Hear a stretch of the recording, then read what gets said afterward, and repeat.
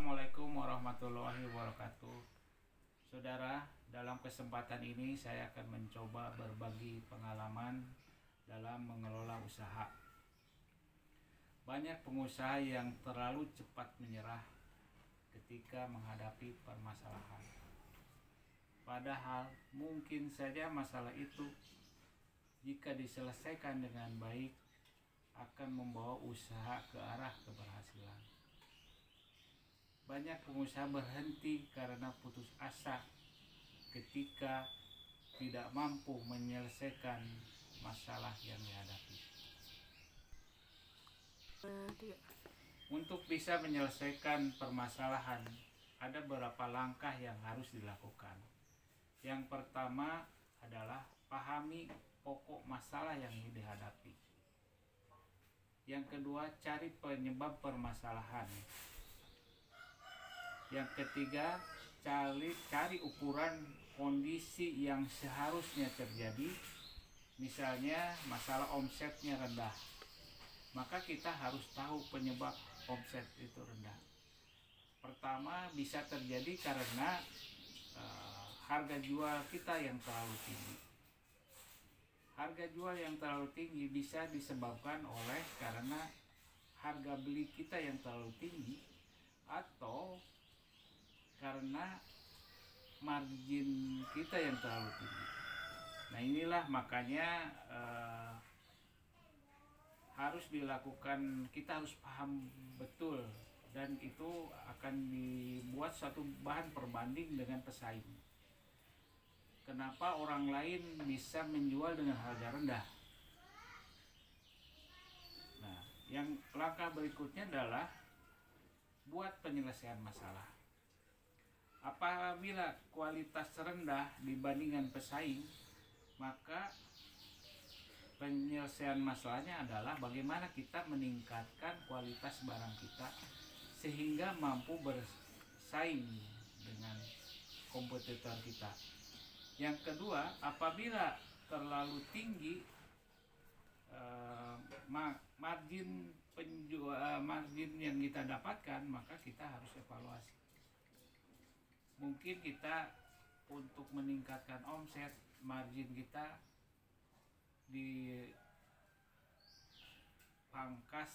agar kita bisa menjual dengan harga yang wajar. Kalau itu sudah terjadi, maka lakukanlah langkah perbaikan. Jadi kita coba nanti bagaimana kita bisa mengefisiensikan sehingga harga beli kita bisa lebih rendah. Dan setelah itu baru kita evaluasi apa dampak yang terjadi setelah kita melakukan perbaikan. Secara garis besar, masalah itu dapat diatasi dengan 3 langkah. Yang pertama adalah melakukan efisiensi. Banyak hal yang bisa kita lakukan dengan efisiensi. Nah, nanti saya akan ngasih contoh-contoh bagaimana melakukan langkah efisiensi. Yang kedua adalah optimalisasi. Optimalisasi itu banyak macamnya. Ada optimalisasi harga, ada optimalisasi harga jual, dan lain sebagainya. Yang ketiga adalah tidak kalah pentingnya kita harus melakukan pengaturan keuangan yang baik. Yang istilahnya adalah pengaturan cash flow. Nah, ini mungkin oleh UKM sering diabaikan, padahal ini adalah hal yang sangat penting.